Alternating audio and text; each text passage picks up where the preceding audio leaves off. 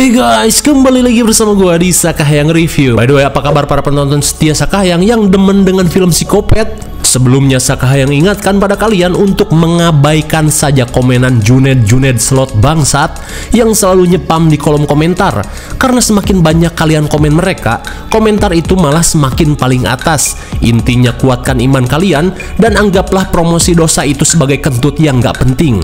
Udahlah, pada kesempatan kali ini Sakahayang akan membahas sebuah film kopet terbaru berjudul Bloody X1 2024. Kira-kira seperti apakah kisahnya? Dijamin unik sih. Oke lah, daripada kalian penasaran, mending kita langsung saja ke pembahasannya. Dan jika kalian suka dengan channel ini, seperti biasa silahkan subscribe aja biar gak ketinggalan video menarik lainnya dari Sakahayang.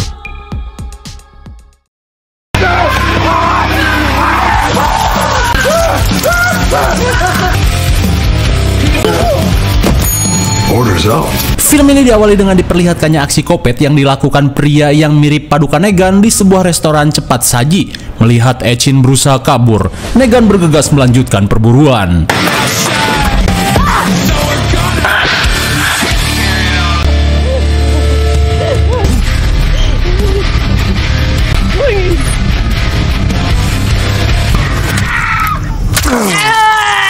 Malang sekali Echin, si karyawan teladan pun harus modar di tangan si kopet Negan.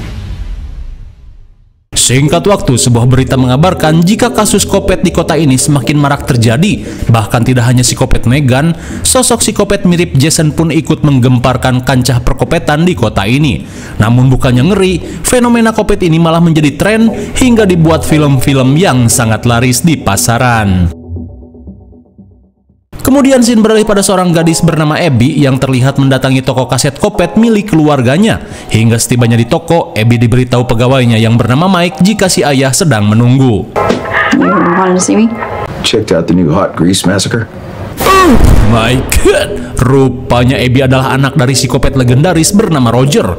Lantas sambil memutar video psikopat Negan, Roger berharap jika Abby bisa meniru aksinya yang tenang dan keren. Terlebih Abby adalah satu-satunya keturunannya yang harus melanjutkan legasi kopet turun-temurun dari keluarganya. Lantas sambil memberikan buku daftar siswa Ojones High School, Roger meminta Abby untuk memulai debutnya sebagai psikopat.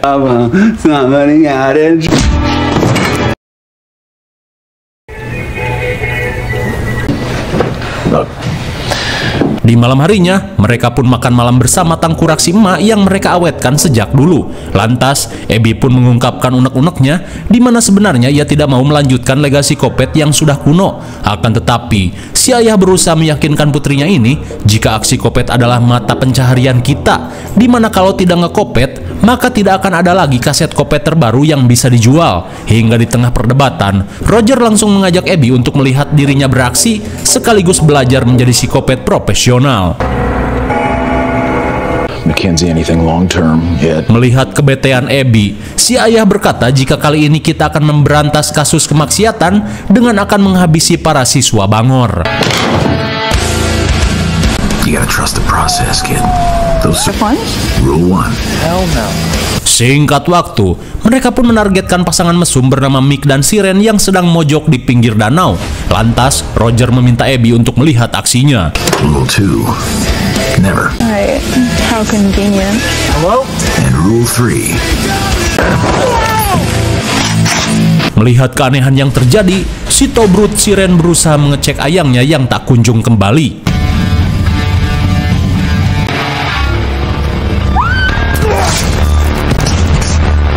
Namun setelah menghabisi pasangan ini, tiba-tiba saja Roger yang sepuh mengalami serangan jantung. Dirasa sudah biasa, Abby langsung membawa ayahnya ini ke sebuah makam keramat yang dipercaya mampu membangkitkan kembali psikopat yang sudah mati. And made it clear that my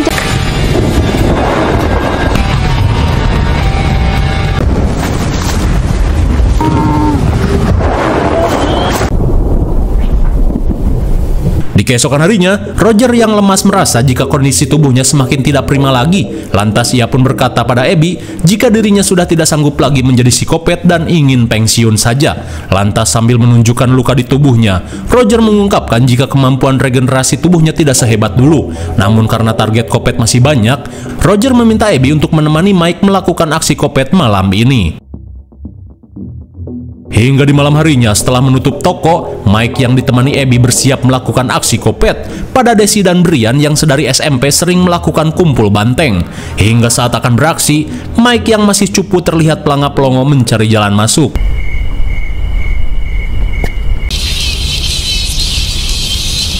Setibanya di dalam rumah, Mike pun merasa jika Desi baru saja selesai mandi junub, lalu tiba-tiba Gross dick.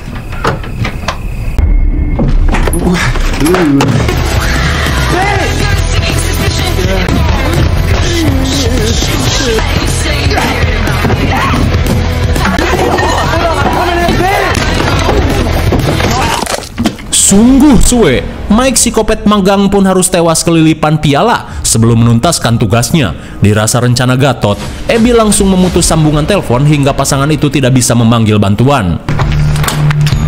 Wait, I need to go back. Sontak Brian pun syok parah saat melihat wahana kenikmatannya dihabisi psikopat GGS. Edan sekali, ternyata Abby sudah menguasai ilmu Hokage keempat.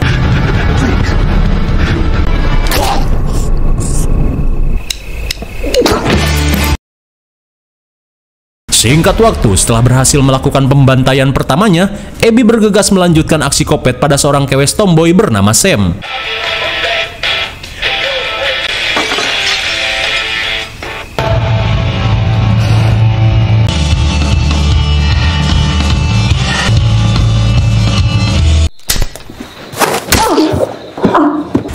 My God, sungguh tanpa diduga ternyata Sam orangnya cekatan. Namun saat Sam memanggil bantuan, untung saja Abby berhasil menggunakan jurusnya dan kabur secepat kedipan mata. Di pagi harinya, Abby yang terluka cukup parah berusaha untuk sampai ke rumah.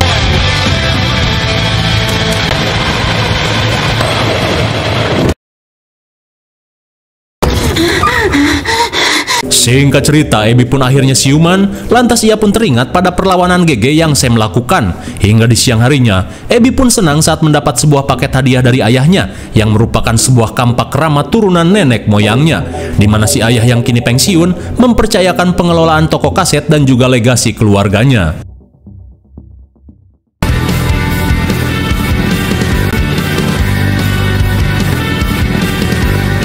Sesampainya di toko, Abby yang sempat gagal kembali menyusun rencana untuk menuntaskan aksi kopetnya pada circle tomboy Sam, di mana kali ini ia berniat mendaftarkan diri ke Ojon's High School untuk mempermudah aksinya. Screw that. I wonder if I'll get shoved in the locker. What the freak? Di keesokan harinya setelah menyusun rencana, Abby meminta tetangga kepercayaan ayahnya yang bernama Glenn untuk menggantikan almarhum Mike menjaga toko. Mendengar hal itu, Glenn yang ngefans pada ayah Abby dengan senang hati menerimanya.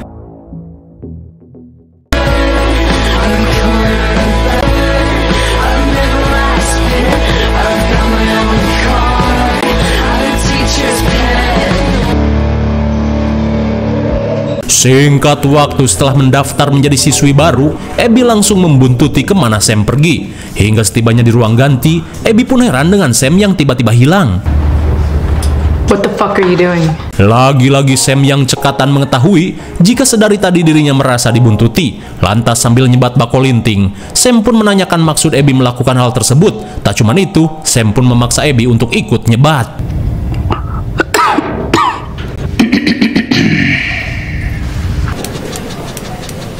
Di ruang BK, Sam pun meminta maaf atas kesalahpahaman yang terjadi hingga membuat Abby ikut disidak. Di saat itu pula, Abby yang panik mengungkapkan jika si ayah akan menghabisinya jika mengetahui apa yang terjadi. Mendengar hal itu, Sam yang berusaha menebus kesalahannya langsung melakukan gimmick dengan menumpahkan tinta merah ke paha Abby.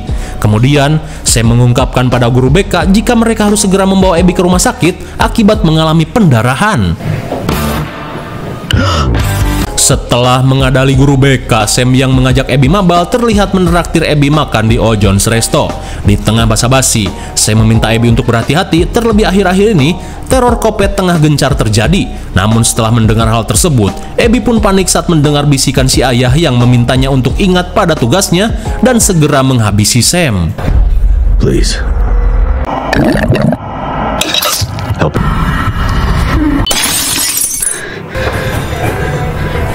Akan tetapi Abby seakan ragu saat melakukan aksinya pada Sam.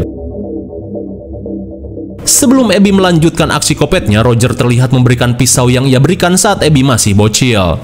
Anyway, gotta run.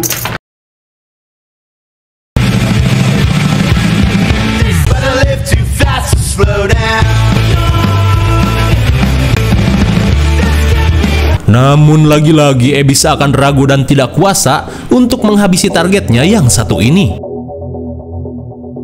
Sekembalinya ke toko kaset, ia yang merasa berat memilih untuk mengalihkan dulu targetnya pada seorang siswi culun bernama Patty. Di keesokan harinya, saat si culun Patty sedang berlatih klarinet Squidward, Abby pun mulai mendekati calon korbannya. Namun di saat itu pula ia pun kikuk saat Sam dan circle-nya berdatangan. Rupanya meskipun culun, namun Patty memiliki circle pertemanan yang solid bersama Sam. Alhasil, Abby pun kembali kesulitan untuk melakukan tugasnya.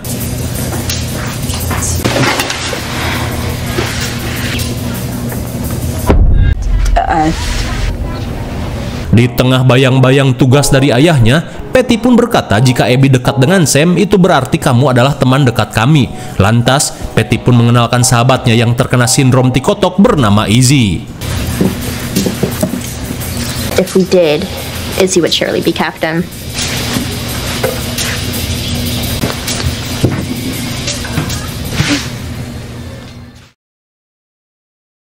Sepulangnya ke toko, Roger yang mengetahui kedekatan Abby dengan calon-calon korbannya meminta putrinya ini agar tidak larut dalam perasaan, karena hal itu justru akan membuatnya semakin sulit melakukan aksi kopet.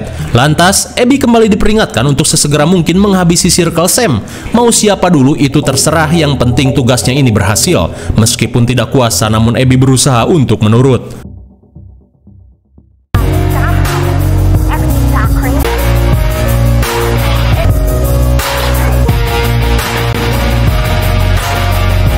Di malam harinya, Abby pun memutuskan untuk memilih Izzy terlebih dulu.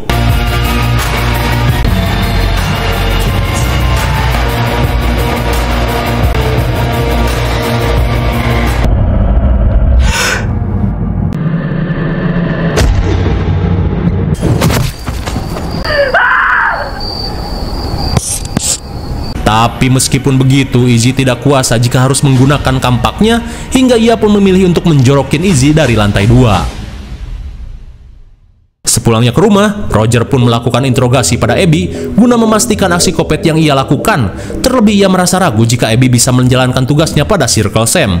Lantas si ayah berkata, jika Abby gagal melakukan tugasnya, ia pun tidak akan segan untuk kembali turun tangan. Di keesokan harinya, Roger yang menjemput Abby terlihat kesal dan langsung mengajak putrinya pergi ke rumah sakit. Sontak Abby pun syok parah saat melihat Izzy yang masih selamat meski keadaannya sudah ripuh. Lantas saat Roger mengantar Abby kembali ke sekolah, ia pun meminta Abby untuk segera menuntaskannya. The more you get to know them, the harder it'll be to do your job. We're barely staying afloat month to He's not your friend. You hungover? So you want to come over, listen to records? Oh. Di malam harinya, Abby kembali ke rumah Izzy untuk menuntaskan tugasnya.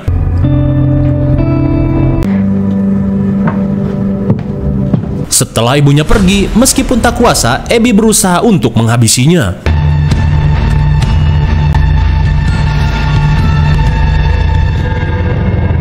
Namun lagi-lagi Abby tidak kuasa untuk melakukannya, hingga saat Abby pergi, di saat itu pula Roger yang sudah menduganya langsung beraksi.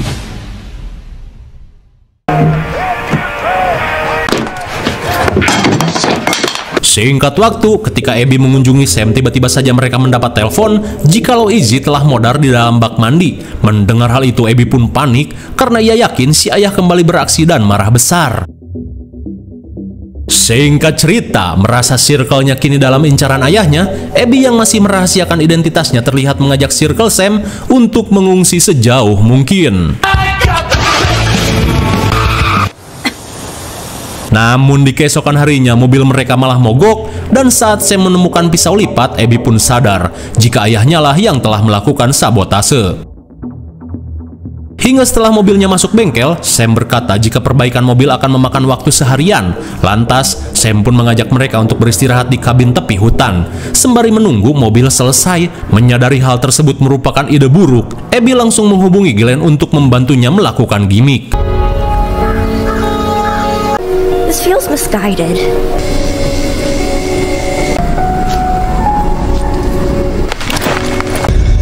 Home sweet home. Guys, look. Sesaat kemudian Glenn yang mendapat perintah terlihat berpura-pura menjadi warlock dan meminta mereka untuk tidak mendekati kabin ini. Melihat gimmick murahan yang Glenn lakukan, Abby yang kesal terlihat ragu jika hal tersebut bisa meyakinkan rekan-rekannya. Where'd you come from, guy? Like a dirty ass drunk? Hingga saat Glenn terpojok, Abby yang tidak ingin identitasnya sebagai kopet terungkap, bergegas melumpuhkan Glenn. I can't continue with it.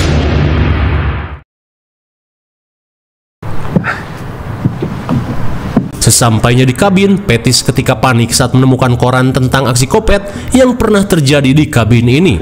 Lantas, Billy yang melihat perapian mengajak mereka untuk bakar-bakaran nanti malam.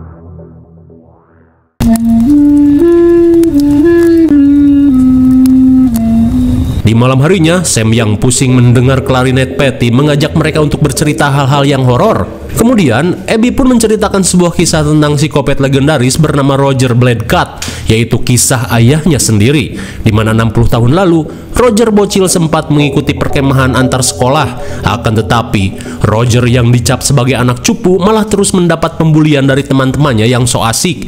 Hingga di malam naas itu, Roger bocil yang ketakutan terjatuh dari loteng lumbung dan dinyatakan meninggoy. Akan tetapi, Roger yang dimakamkan di tanah keramat seketika bangkit dan mendedikasikan diri untuk membantai seluruh remaja yang so asik. Lantas saat mereka masuk ke dalam lumbung, Abby pun panik saat melihat mobil si ayah yang terparkir di tempat tersebut. Dirasa ayahnya sedang melakukan pengintaian, Abby pun mengajak teman-temannya berlindung di dalam kabin. Setelah menutup semua akses, Abby pun meminta teman-temannya untuk tetap terjaga. Mendengar hal itu, Sam mengajak rekan-rekannya untuk meminum obat anti molor.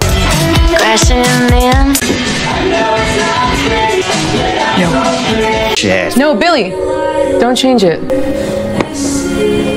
Namun beberapa saat kemudian, tiba-tiba saja mereka merasakan oleng. Dirasa ada yang aneh, Patty pun syok saat menyadari jika obat yang mereka minum bukanlah obat tripping, melainkan obat teler.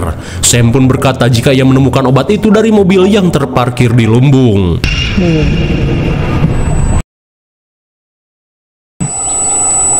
Di keesokan harinya, Abby dan Patty yang siuman pun panik saat menyadari jika Sam dan Billy telah menghilang. Where's Billy?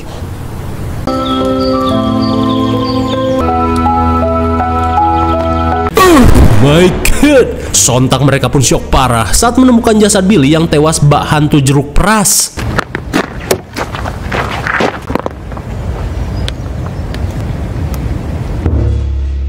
Seketika Abby pun panik saat menyadari jika Patty kabur membawa kampaknya. Dirasa penyamarannya sudah terungkap, Abby bergegas membebaskan Glenn.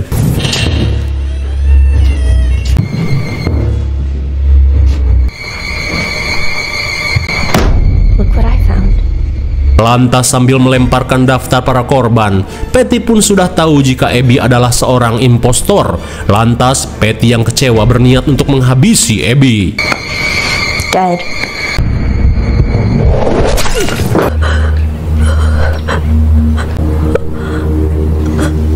Malang sekali, Sam yang berusaha menghentikannya harus membuat Patty merasakan mules ekstrim. Don't.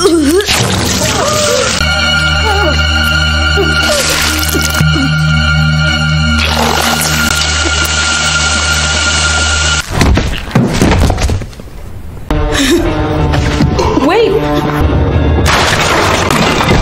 Melihat ayahnya datang, mereka pun bergegas kabur menggunakan mobil.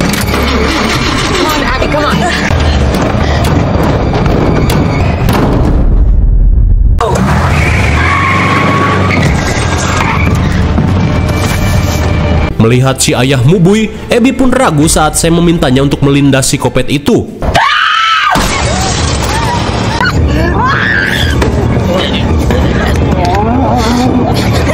Saat Sam akan dihabisi, Abby yang panik terlihat membujuk si ayah untuk melepaskan Sam. Dan tanpa sadar, Abby berteriak memanggil psikopat itu dengan sebutan ayah.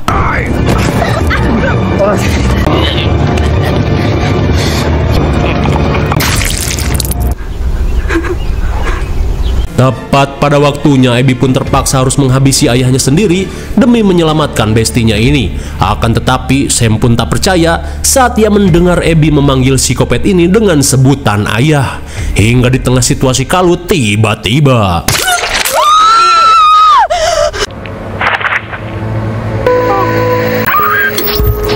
tanpa diduga dengan tenaga terakhir, psikopat Roger berhasil menghabisi Sam. Singkat waktu, Abby yang bertobat dari dunia perkopetan akhirnya memutuskan untuk menutup toko kaset kopet warisan keluarganya. Hingga di tengah beres-beres, mereka pun kaget saat mendapat paket sedus kaset kopet terbaru yang menceritakan sekelompok anak muda yang modar di lumbung. Dirasa kaset ini adalah kisah kemarin, Sam yang bodoh amat memilih untuk membuangnya.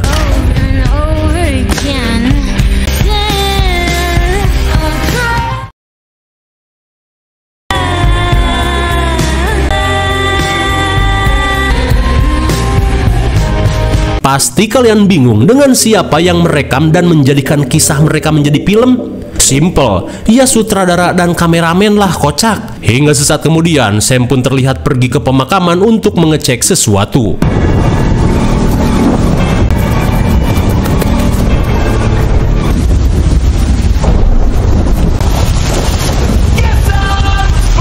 Ternyata Abby yang tak terima akan kematian bestinya memilih untuk membangkitkan Sam di tanah keramat. Lalu, film pun sudah berakhir. Bagaimana? Cukup seru dan menegangkan bukan? Sudah tak perlu dijelaskan lagi karena intinya ini film kopet. Dan uniknya, saking legendnya psikopat Jason dan Michael, sutradara pun sampai memasukkan unsur Michael di wajah Roger, serta jaket dan topeng kopet Jason di film ini. IMDb untuk film ini adalah 4,9 dan menurut saya yang cukuplah diberi nilai 5,4. Mungkin segini saja review dan pembahasan film Bloody X1 2024. Jangan lupa like, share, dan subscribe supaya kalian tidak ketinggalan jika ada video menarik lainnya dari Sekahayang. Thanks for watching and see you on next video. Bye-bye.